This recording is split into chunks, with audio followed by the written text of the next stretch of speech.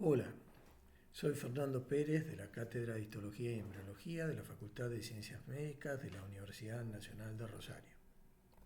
El tema de hoy, tejido epitelial. Repasemos la bibliografía recomendada por la cátedra.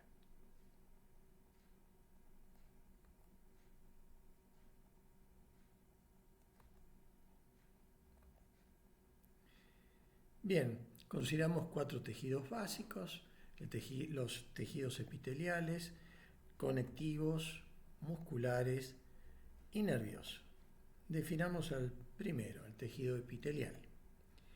El tejido epitelial es una asociación de células yuxtapuestas, unidas entre sí, con escasa o nula sustancia intercelular, sin vasos, sin nervios.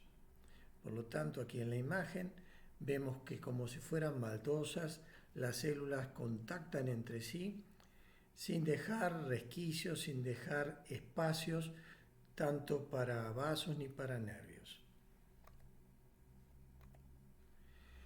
Por lo tanto, siempre debe asociarse a un tejido conectivo laxo que le va a dar múltiples funciones como soporte, nutrición e inervación. Entre ambos se establece una membrana basal. Aquí vemos en el gráfico una hilera de un epitelio de revestimiento y por debajo un conectivo laxo. Entre ambos se establece la membrana basal. El epitelio segrega glicoproteínas que constituyen la lámina basal y el conectivo laxo produce la lámina reticular rica en fibras de reticulina.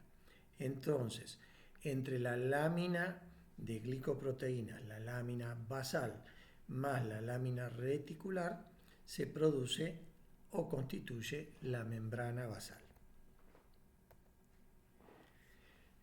Por lo tanto, resalto, los tejidos epiteliales se nutren por difusión o imbibición, al carecer de vasos, por difusión desde los vasos del conectivo. Difunden atravesando la membrana basal. Bien, veamos las variedades de tejido epitelial. De revestimiento es aquel epitelio que cubre o tapiza superficies externas como internas. Glandular es aquel epitelio que produce secreción. Germinativo, aquel epitelio que tiene divisiones mitóticas y meióticas para producir la reducción del número diploide a haploide, y esto es exclusivo entonces de los epitelios germinativos de las gónadas. Propósito, remarco, producir células haploides con la mitad de carga, lo que es característico de la especie humana, un número diploide, hacer células haploides. Neuroepitelios son los epitelios que constituyen los órganos de los sentidos o neurosensoriales. El glioepitelio, el epitelio que tapiza las cavidades internas y externas del sistema nervioso central. Produce el líquido cefalorraquídeo, lo conduce y lo reabsorbe. Por último, el mioepitelio, que está formado por células aplanadas, ricas en miofilamentos de actina, de miosina, que se interdigitan y contraen. Están adosadas a células acinares, alveolares, glandulares exócrinas, y gracias a esa contracción perimetral producen y facilitan la liberación de la secreción. Epitelio de revestimiento. Dijimos que es aquel que cubre superficies internas como externas. Funciones generales. Siempre un epitelio de revestimiento protege, pero además de manera paralela puede hacer otras funciones como transporte transcelular, transporte a lo largo de la superficie, absorción de esa superficie a estructuras internas, permeabilidad selectiva, o sea, permitir que algún elemento ingrese y otro no, o directamente sea una superficie impermeable, por ejemplo, la superficie del tracto urinario. Bien, ¿cómo los clasificamos? Ya que hay una diversidad de epitelios de revestimiento. El primer rubro para clasificar es la cantidad de capas. Por lo tanto, si hay una sola hilera de células, vamos a decir que el epitelio de revestimiento es monoestratificado o simple. El segundo ítem para clasificar va a ser la forma de las células. Entonces, una hilera de células, un epitelio de revestimiento simple. Si las células están alargadas, de poca altura, bien distendidas, es un epitelio plano simple. Si en cambio las células tienen similar altura que ancho, cúbico. Si son más altas que anchas, cilíndrico. Y si hay células de distinta altura, células cilíndricas, unas altas, otras intermedias y otras bajas, todas apoyan sobre la misma membrana basal, pero no todas llegan a la superficie. La altura diferencial de los núcleos nos da la idea visual de tener varios niveles de núcleos, los que nos hace sospechar que es un estratificado, siendo en realidad un falso estratificado, un pseudo estratificado. Bien, las formas cúbicas, cilíndricas y pseudo estratificadas pueden tener en su borde apical, en su borde libre, cilias para movilizar elementos por su superficie o microvellosidades para ampliar la superficie de absorción. Bien, en cambio, cuando hay varias capas o estratos superpuestos, decimos que es un epitelio de revestimiento estratificado. Bien, ahora lo podemos clasificar morfológicamente. ¿Qué célula observamos? La más superficial, la que está hacia el borde libre. Entonces, si esas últimas células, las más superficiales, son alargadas, aplanadas, un estratificado plano. Ese epitelio estratificado plano puede tener como forma de resistencia más capas de células planas sin núcleos, ricas en una proteína resistente a la presión o al roce, que es la queratina. Entonces, si vemos capas en la superficie, capas de células anucleadas muy acidófilas por la riqueza de esta proteína, la queratina, consideramos que es un epitelio de revestimiento estratificado plano queratinizado.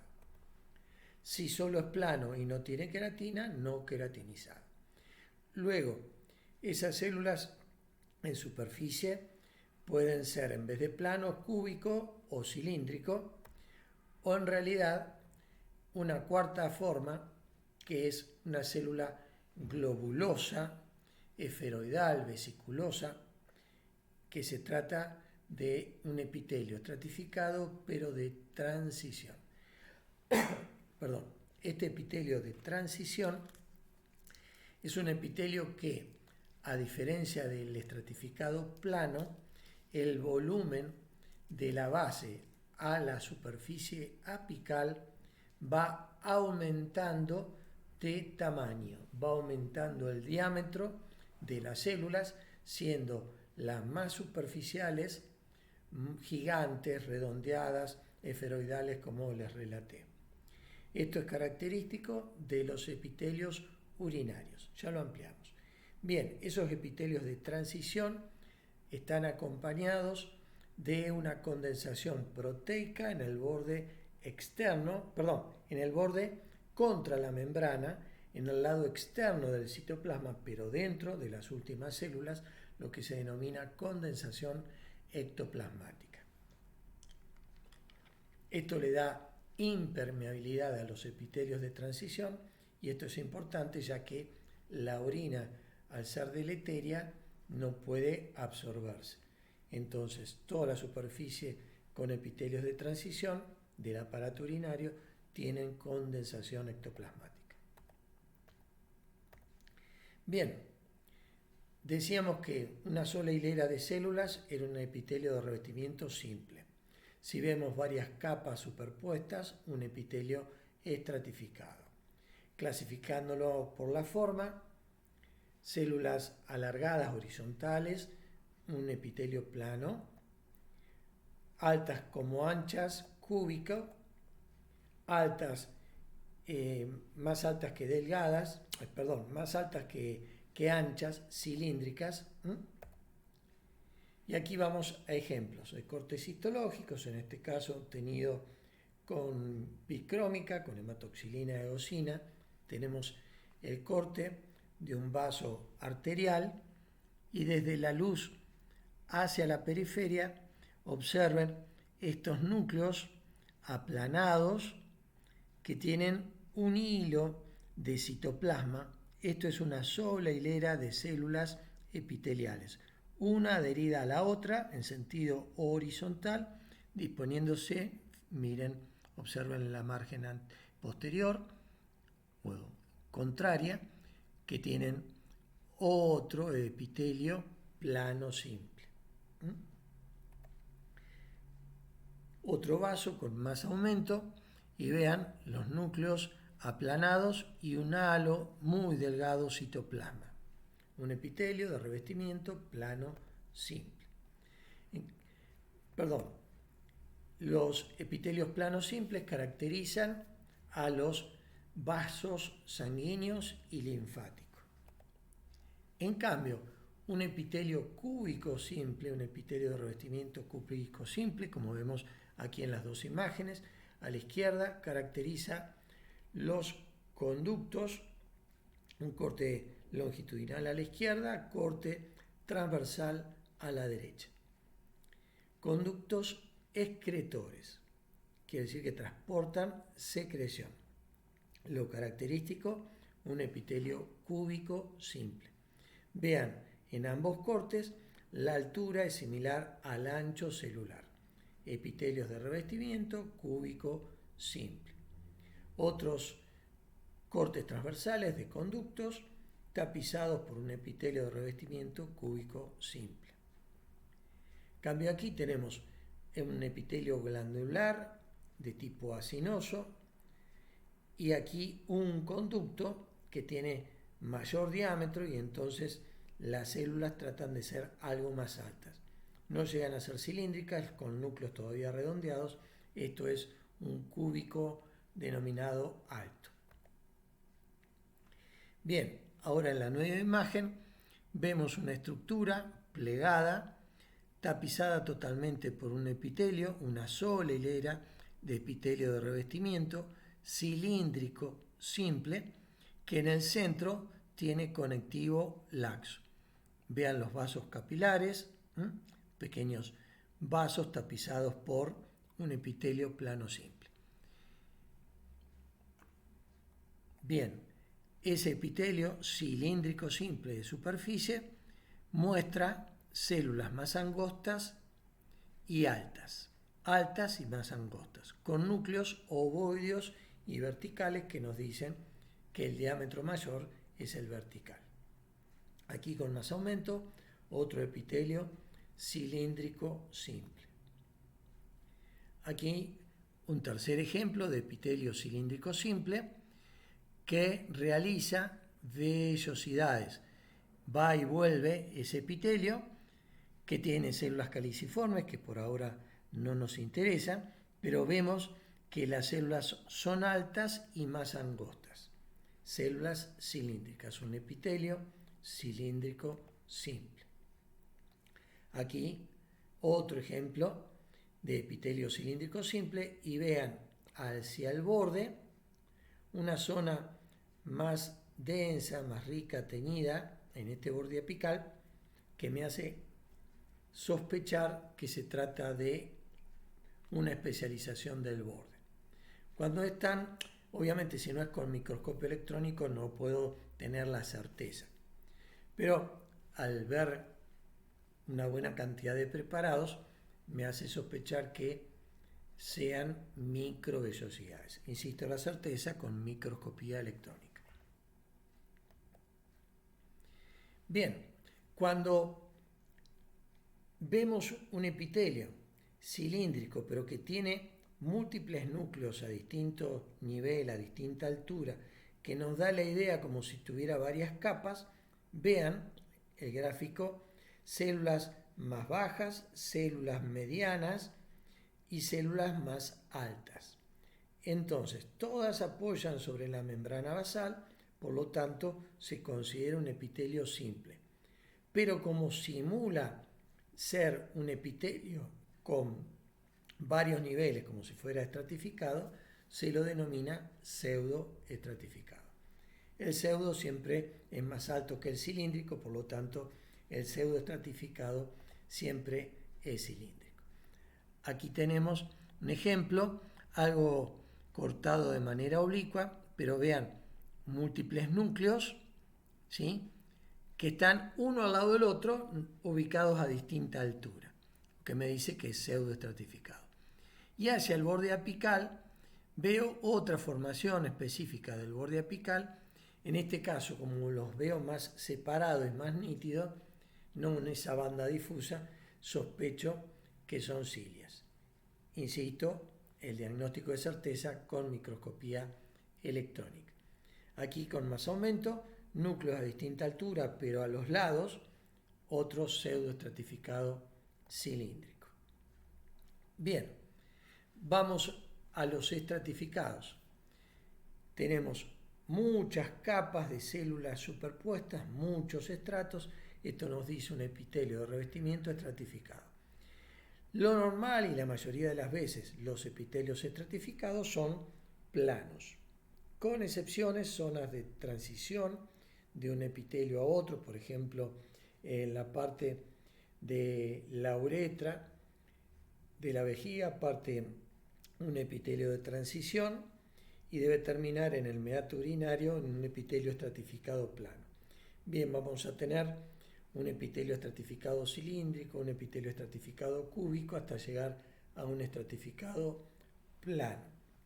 Sacando esa excepción y luego tejidos fetales son difíciles de encontrar. Lo común es que sean estratificados planos, con o sin queratina.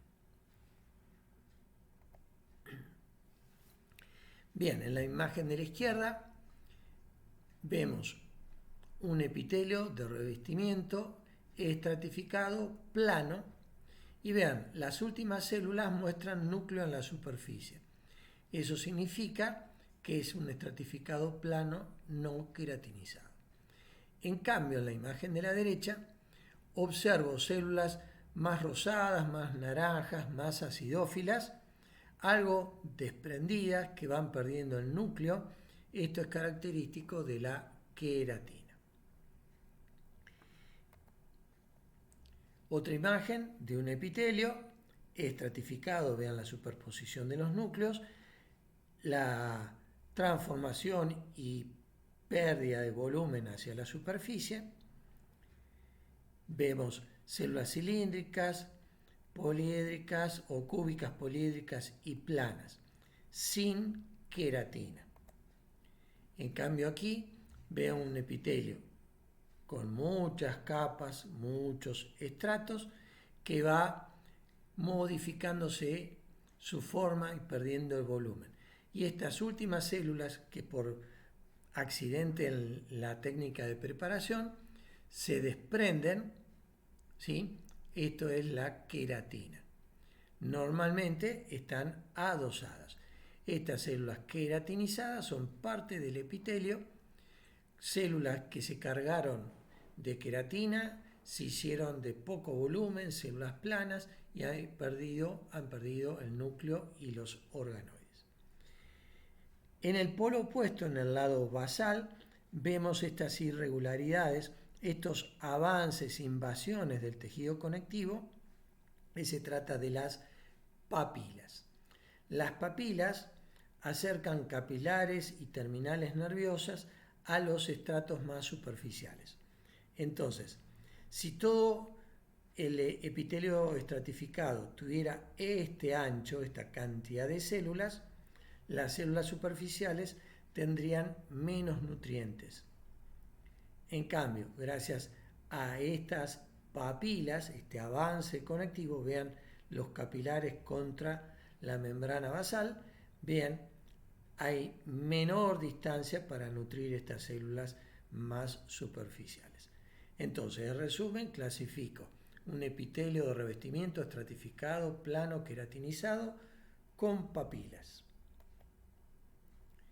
Bien, aquí en este esquema veo otro epitelio estratificado en el cual, en vez de disminuir el volumen hacia el borde apical, veo que aumenta el diámetro para llegar a células gigantes esferoidales en el borde apical.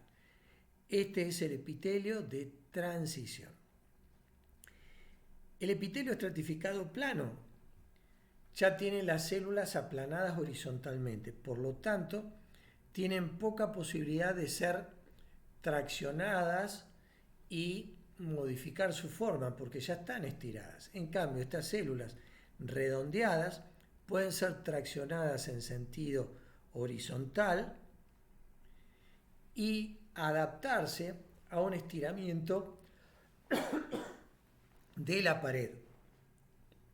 Por lo tanto, el epitelio de transición es característico del aparato urinario, se adapta a los cambios de volumen, por lo tanto, cuando aumenta el volumen, la pared se distiende, se estira y estas células redondeadas se estiran transversalmente sin romperse. Entonces el nombre proviene de esos cambios de forma producto o a causa del aumento del volumen del órgano donde se encuentran tapizando. Recuerden los epitelios de transición, siempre con condensación ectoplasmática. Aquí la imagen de un corte transversal de uréter, el conducto excretor del riñón, ¿sí? Y vean células que van aumentando hacia el diámetro hacia la superficie. Con más aumento, vean el cambio. Los núcleos muestran redondeados y de mayor tamaño en la superficie que en la base. Y esta zona más rosada, más acidófila, nos muestra dentro del citoplasma de las células más apicales la condensación ectoplasmática. Esto da la impermeabilidad del epitelio de transición. Otra imagen, que por preparación se ha roto algo, pero igualmente puedo ver la forma esferoidal de las células más superficiales. Y esta zona más acidófila es la condensación ectoplasmática. Bien, mencionamos las características de las células epiteliales que están unidas entre sí, yuxtapuestas, y esto se mantiene gracias a que hay medios de unión en las caras laterales. El humo reinante. Bien, entonces esos medios laterales nos dan los medios de unión. Desde el borde libre hacia el borde basal, la célula epitelial tiene una sucesión de medios unitivos. El primero, la zónula occludens, luego la zónula adherens. Estos dos, al decir zónula, quiere decir zona perimetral. Están en todo el perímetro de la célula. Por último, mácula adherens o desmosoma, mácula o mancha, es puntual, es en una zona. Uniones comunicantes siguen en sucesión, pero estas ya no componen el complejo de unión como los tres primeros, sino que son acercamientos de las membranas para favorecer el intercambio de elementos entre dos células vecinas. Por último, el hemidesmosoma, que es similar al desmosoma o mácula adherens, nada más que es la unión de la célula basal contra la membrana basal. ¿Qué me falta? Otro medio desmosoma, que no lo tengo porque tengo la membrana basal y no otra célula epitelial.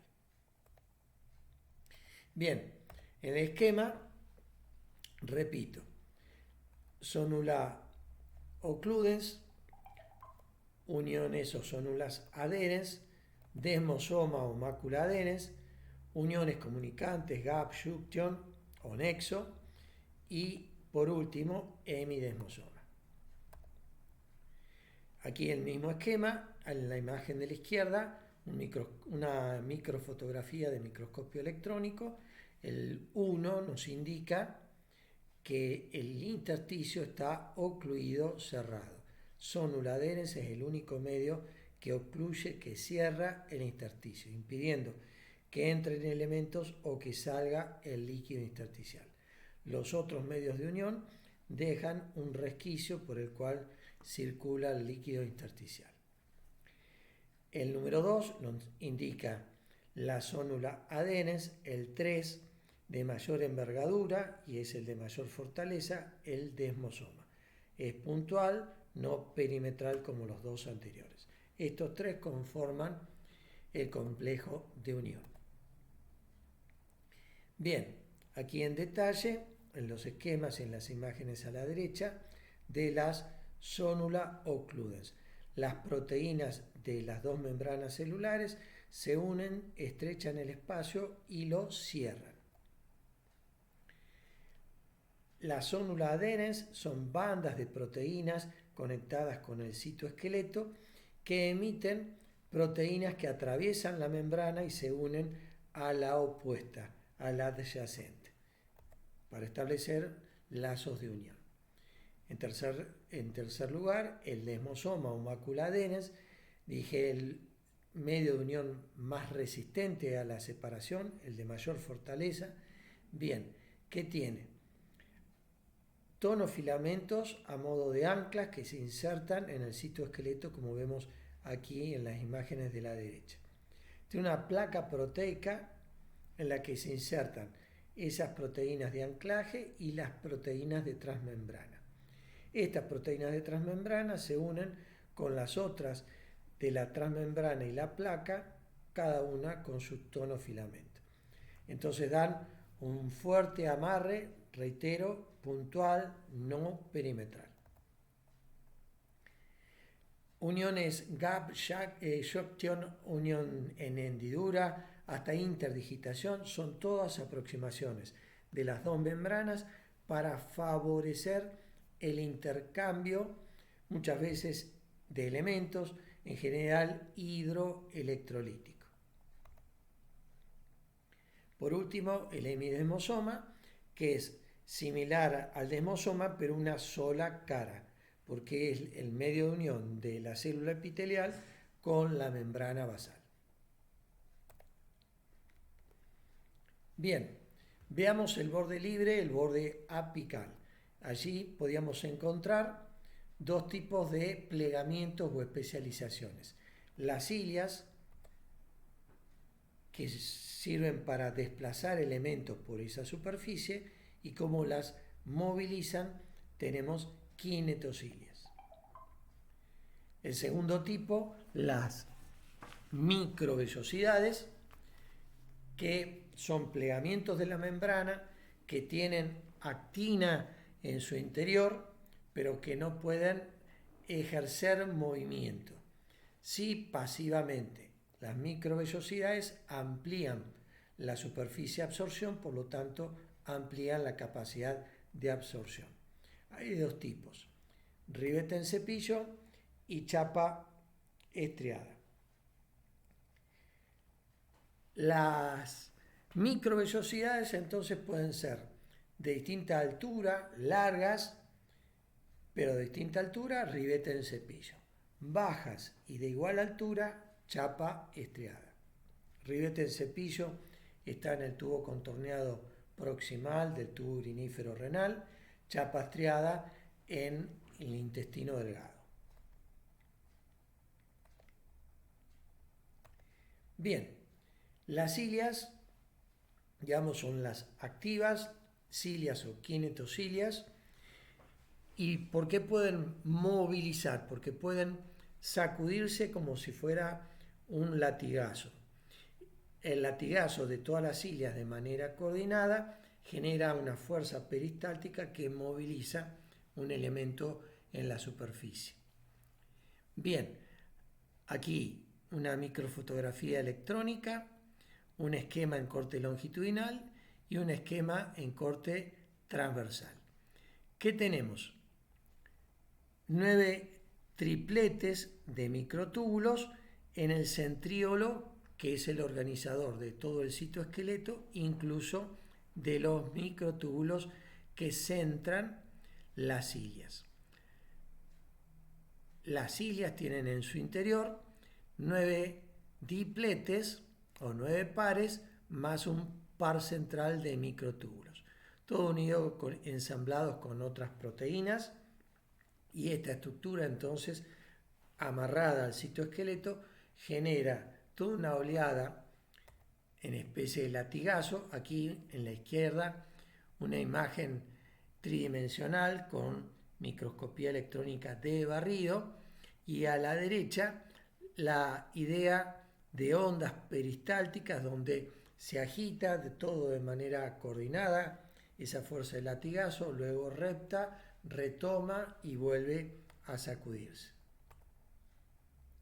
Bien, aquí vemos un epitelio de revestimiento pseudoestratificado, cilíndrico, ciliado. Porque infiero, reitero, con microscopio electrónico se hace el diagnóstico diferencial, pero al verse más fragmentado, infiero que se trata de cilias más individualizadas. Las microvellosidades están centradas por microfilamentos de actina y no microtúbulos como veíamos en las cilias. Por lo tanto, pueden movilizarse pero no mover a los elementos. Puede facilitar, como los pelos de un cepillo, el traslado de algo, pero el propósito no es el traslado, impulsar porque no pueden impulsarlo, sino ampliar la superficie de absorción. En corte longitudinal a la izquierda, en corte transversal. Vean esas formaciones puntiformes centrales, son los miofilamentos de actina.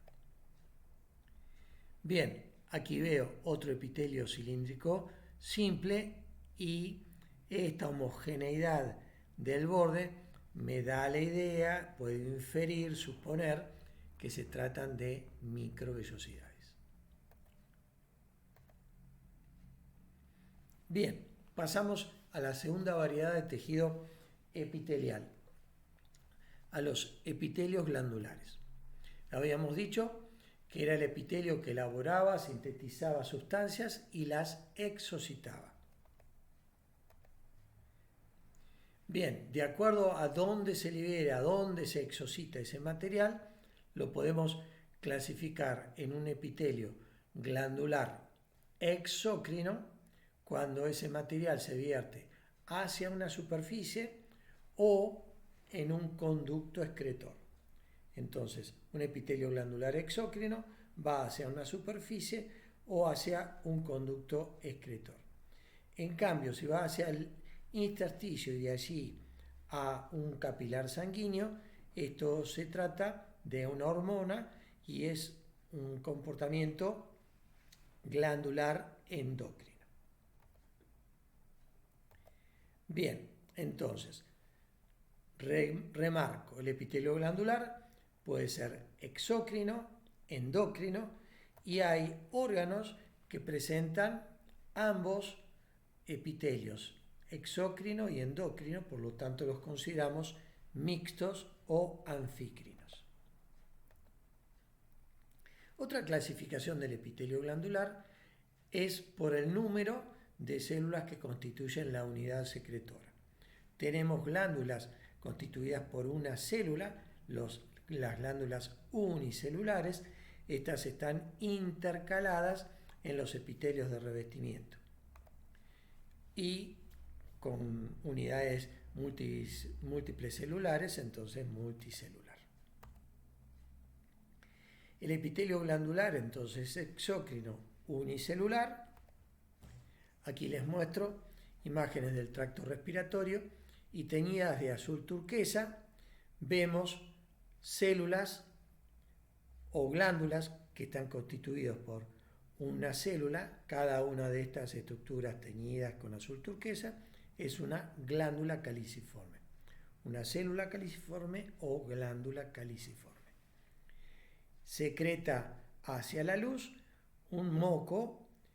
¿Y por qué infiero que es moco? Porque rico en carbohidratos, rico en glucosaminoglicanos, porque se teñe específicamente con este azul turquesa que es el Alcian Blue. Bien, los epitelios glandulares exócrinos multicelulares pueden constituir diversas estructuras. Cuando tenemos una estructura tubular, cuando tenemos una estructura más dilatada, como si fuera un racimo, como si fueran granos de uva, un acino o acinar, o cuando tenemos una estructura más dilatada, una estructura alveolar. Entonces, los epitelios glandulares multicelulares exócrinos pueden ser tubulosos, acinares, alveolares. ¿Cómo los identifico? Bien, en el tubo veo una estructura alargada con un diámetro homogéneo y la pared presenta células secretoras. Entonces, todo el tubo produce secreción. Es una glándula tubulosa simple. En cambio, un acino presenta una estructura redondeada, ya les muestro imágenes, y tienen la luz menor que el conducto excretor. Y el alvéolo tienen mayor luz que el conducto excretor. Otro tipo de clasificación es si consideramos cómo se modifica la célula al liberar la secreción, al exocitar la secreción.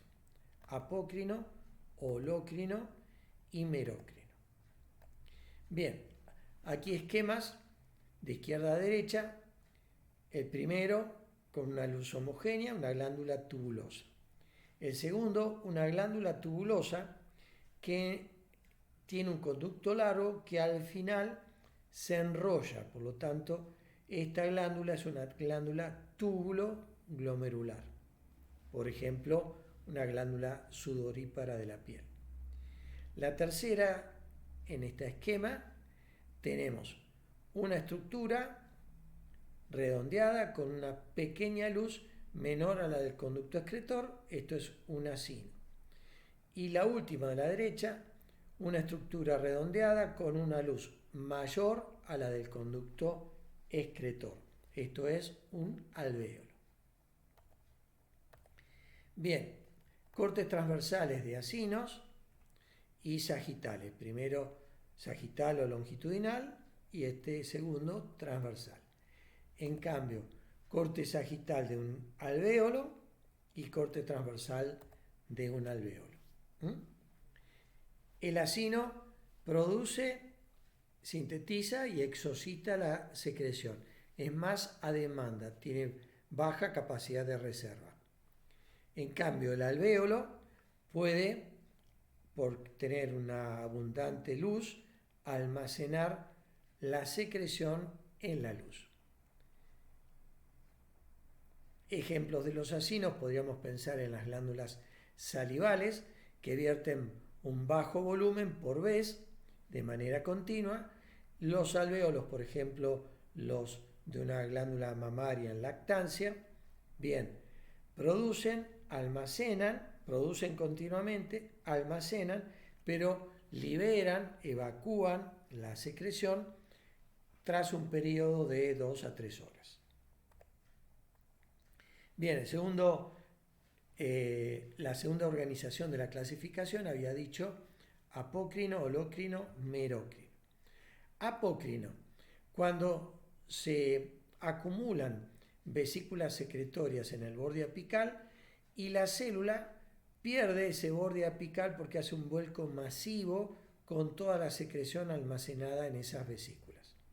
La célula pierde esa porción de citoplasma, luego se reconstituye y repite el sistema. Vuelve a sintetizar, acumula en el borde apical y se exocita perdiendo el borde apical. Entonces, apócrino, la célula al secretar pierde el borde apical de la célula. Holócrina, el prefijo holo me dice todo. Las células, por ejemplo, de la glándula sebácea de la piel, tenemos una célula que secreta y va almacenando secreción.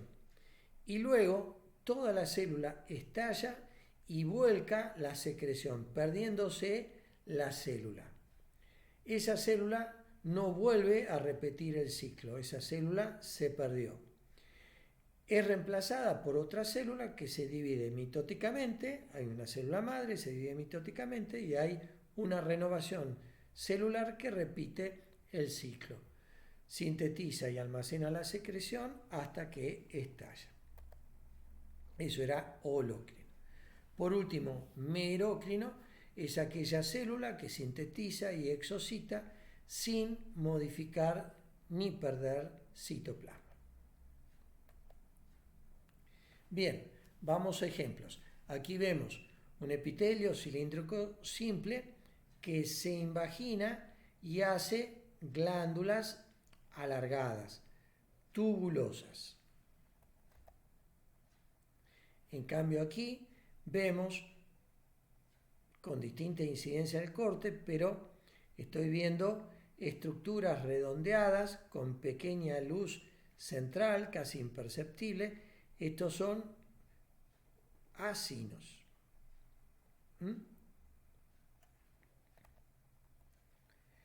Los acinos anteriores eran acinos serosos y estos que no se colorean porque carecen la tinción de especificidad para los elementos que están en estos citoplasmas, ricos en glúcidos.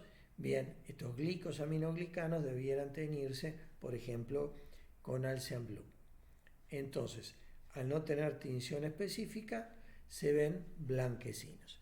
En rosado son conductos excretores. Entonces, tenemos acinos mucosos, los anteriores eran acinos serosos, pero estructuralmente una estructura redondeada con pequeña luz central, menor la luz del acino al del conducto excretor. Bien, aquí el ejemplo de estructuras que tienen mayor diámetro luminal. Estos son alvéolos. Vamos a verlo con más aumento. Estos alvéolos, estos son alvéolos mamarios, ¿sí? Tienen mayor diámetro que le permite almacenar la secreción en los periodos interlactancia. O sea, es una glándula que produce secreción de manera continua, pero mayormente la almacena hasta evacuarla puntualmente después de un periodo. Bien, esto es todo. Muchas gracias. Hasta la próxima.